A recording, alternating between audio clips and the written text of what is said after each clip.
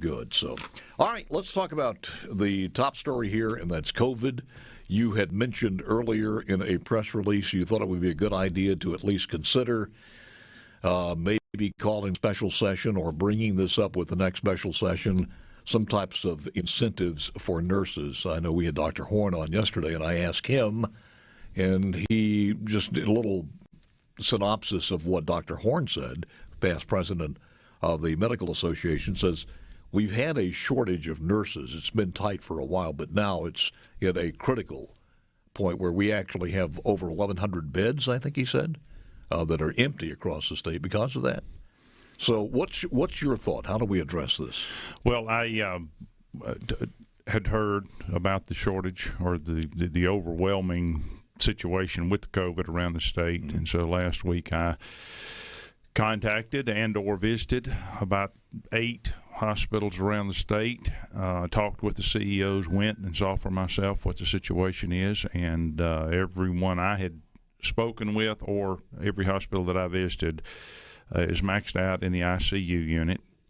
Now, keep in mind, some of those patients are not COVID. They are heart attacks and car wrecks and other stuff. But more than half of the ones in each ICU unit was COVID-related, and therefore they had people in other parts of the hospital. They had people in the hallway, just in the gurney, waiting for somewhere to be parked. There were people in one hospital in the emergency room who had showed up for testing. They had them out in the yard just waiting to get in. Stood and tried to talk to one ICU nurse for a few minutes to get a feel for what was going on there, and in the 5 minutes I stood and talked to her, there were 6 groups of people that went between us, moving, trying to work. And I just said to her, look, you're busy. I'm going to leave and let you get back to your work. So these are things that I personally observed, just the busyness, the maximum capacity, and I asked how many people in here are not vaccinated. People who are hospitalized for COVID, how many of them are not vaccinated? 90%. 90% of the patients in the hospitals for COVID were not vaccinated. So this is one reason we've been trying to get the word out that, hey, consider the vaccine. It is the best defense we've got. Like it or not, it's the best tool we got today.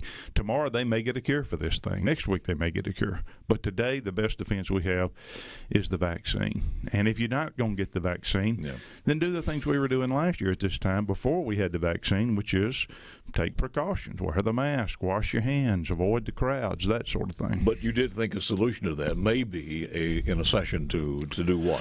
Well, I was asked by one of the media outlets down on the coast, what do you favor for special session? And my response was, I favor doing whatever we have to get the help. Now, we've got resources that have been given to us by the federal government.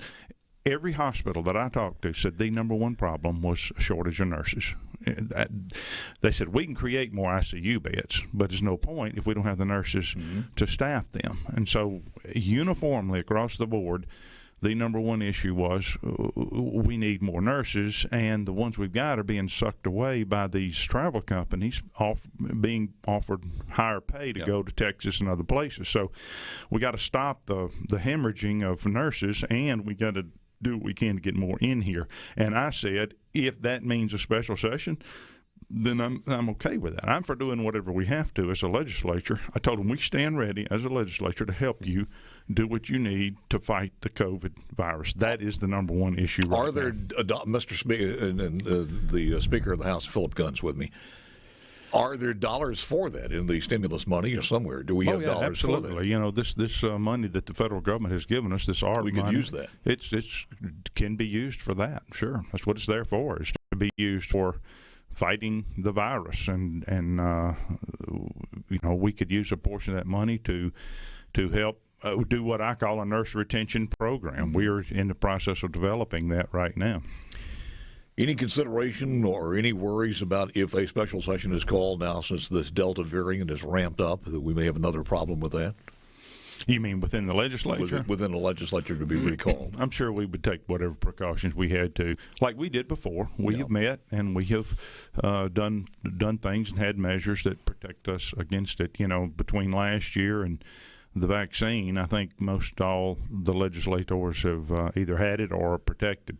Do you get an idea since where that void is being is it more the travel nurses is I understand that, but I guess you got to be young and maybe single to decide you got to go, just take off and go work 6 months or 6 years or whatever it happens to be. I'm not sure how long these contracts are, not 6 years, but some of them are weeks or months at a time. That's my understanding, yes. So, I mean, that's going to take some of them can't do that. Yeah, that's what I'm saying. So that how many people are being pulled away from the travel part of that compared to those who have just given up and said, look, I can't work. It's a dangerous environment. I'm not going to do it. Well, I asked that question of one of the CEOs, and this only pertains to this one particular hospital, so I can't say this is the rule across the board. But I said, how many of them are leaving to go be travel nurses, and how many of them are just saying I've had enough and they're quitting? And he said it's about half and half of the ones they were losing. Yeah. And this one particular hospital, again, let's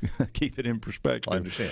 This one particular hospital said it's about half and half. Half of the ones that are leaving. Yeah. We're not about the ones that are staying, but of the ones that are leaving, half go to be travel, and half of them are just, hey, we're burned out. We've had enough. Was there anybody who gave you a sense of what the shortage is? Put a number on that one. It's like highway patrolmen. How many we need? Yes, if I remember correctly, they believe it's about 2,000 statewide. 2,000 we need? Correct. Wow. All right. And also, if we did this, would we kind of have a little bit more money somewhere for the nurses who've been working hard? Well, yes. I mean, that would be part when I talk about the nurse retention program. That is trying to find a way to disincentivize those nurses from leaving and reward the ones who've been faithful.